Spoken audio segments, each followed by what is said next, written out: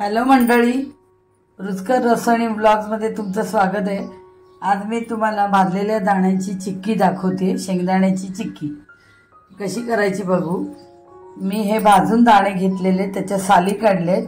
ही मोठा बाउल आहे, मोठी वाटी म्हणजे त्याच्यात मी दाणे घेतलेले एक वाटी, आणि जेवढे मी दाणे एक वाटी घेतले त्याच मापाची दुसरी वाटी घेऊन गूळ घेतलेला आहे।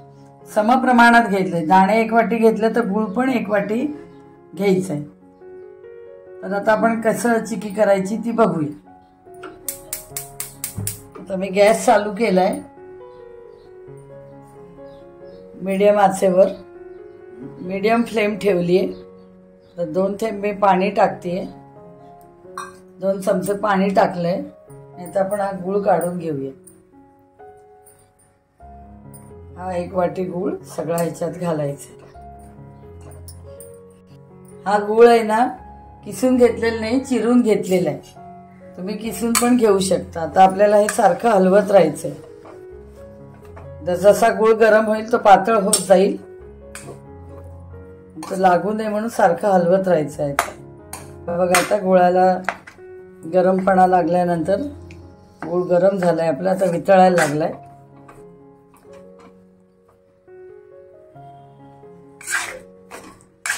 सारखं हलवत राहायचंय, सारखं हलवत राहायचंय। आता आपला गूळ वितळायला लागलाय, आता फेस यायला लागलाय। आता आपला गुळाचा पाक चिक्कीसाठी जेवढा तयार करायला हवा ते आता आपण टेस्ट करायचं या पाकाचा। गॅस मी जरा बारीक केलाय, आपण घालून बघूया।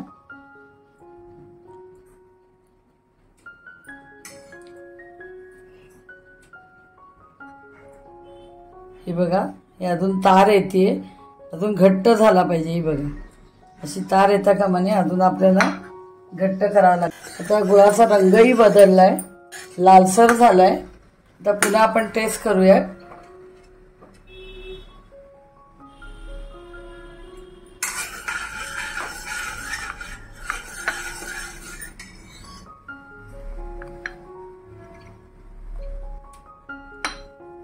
अजून ही तार येते बघा,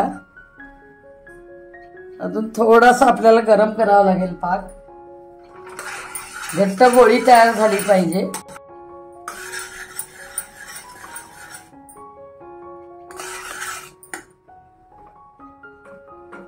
पुन्हा टेस्ट करूया आपण।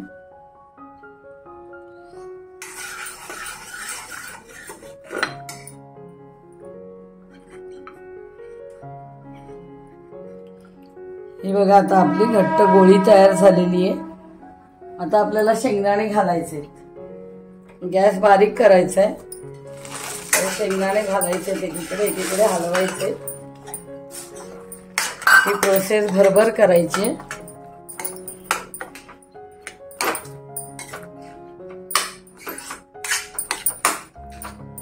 तुपाचं मी ग्रीसिंग लावून घेतले चॉपिंग बोर्डला। हे बघा, असं घट्ट झालंय तर आपलं दाणे टाकल्यानंतर, आणि गॅस बंद करून टाकायचा। जरा वेळ 2 मिनिटं हलवत राहायचं, कारण तुम्ही गॅस जर चालू ठेवलात तर गुळाचा पाक हा पातळच राहील। जसा गॅस बंद केला की त्याच्यामध्ये 2 मिनिटं दाणे फिरवत राहायचे। जसा गुळाचा पाक गार होईल तसं हे घट्ट होईल। हे बघा, माझा आता गॅस बंद आहे आणि मी हलवते। आता आपण ग्रीसिंग केलेल्या प्लेटवर काढून घेऊया। हे असं ग्रीसिंग प्लेटवरती ओतून घ्यायचंय, ज्याच्यावर आपण वडी करणार आहोत, कापणार आहोत। बघा, आता चमचा हलत नाही आपला। आता हे आपण करून घेतलंय, असं प्लेटला तूप लावून घेतलंय। आता ह्या लाटण्याला मी तूप लावून घेतलंय, त्याच्यावर ना असं फिरवायचं आपल्याला अलगद, जितकं आपल्याला पातळ करून घ्यायचंय।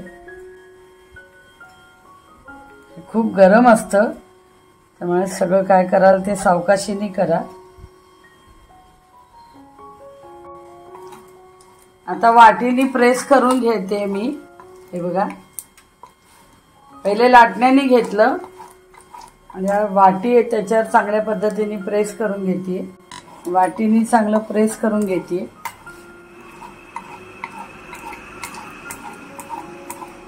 आता आपल्याला कट करायचं आहे सुरीने, गरम असतानाच कट करायचं, ते कट दाब चांगलं सुरीने असं दाबून कट करायचंय, गरम असतानाच करायचंय, नंतर नाही होणार मग।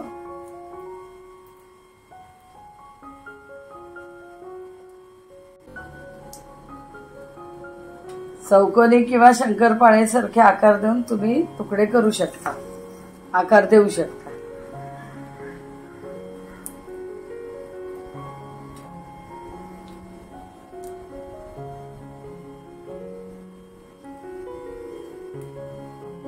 आपण ही प्लेट आता गार करत ठेवूया पंख्याखाली आणि मग ह्या वड्या आपण प्लेटमध्ये काढून घेऊ। जेव्हा आपण दाणे, आता तुम्हाला दाखवला की पाक गोळी बंद पाक झाल्यानंतर मी दाणे घातले, बरोबर आहे, आणि त्यावेळेला मी गॅस बंद केला आणि त्याच्यानंतर 2-4 मिनिटं मी घोटत राहिले की मग ते हळूहळू मिश्रण घट्ट होतं, कारण गरम असताना ते तसं पातळच राहतं, पण जसजसं गरमी त्याची कमी होते तसं ते घट्ट घट्ट होत जातं। पण गॅस तेव्हा चालू नाही ठेवायचा आणि मग ते घट्ट झाल्यानंतर मग या जे आपण ग्रीसिंग जे लावलंय तुपाचं ज्या प्लेटला, त्या प्लेटवर काढून घ्यायचं। तुम्ही जेव्हा दाणे घालता त्या गुळाच्या पाकामध्ये तेव्हाही ते काढण्याजोगं झालेलं नसतं, वडीसाठी आपल्याला ते घट्ट मिश्रण लागतं, तेवढं ते घट्ट नाही होत।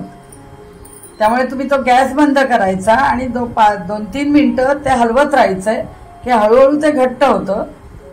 अशा प्रकारे तुम्हाला शेंगदाण्याची चिक्की करून दाखवली। अशा चौकोनी चौकोनी वड्या कापून घेतल्या मी, तर तुम्ही मी दाखवल्याप्रमाणे चिक्की करून बघा। तर ही आपल्या ही अतिशय पौष्टिक शेंगदाण्याची चिक्की आहे, लहानापासून मोठ्यापर्यंत सर्वांनाच आवडते आणि झटपट होणारा हा पदार्थ आहे। तर तुम्ही मी दाखवल्याप्रमाणे ही रेसिपी करून बघा आणि माझ्या रेसिपीला लाईक, शेअर आणि सबस्क्राईब करा। थँक्यू।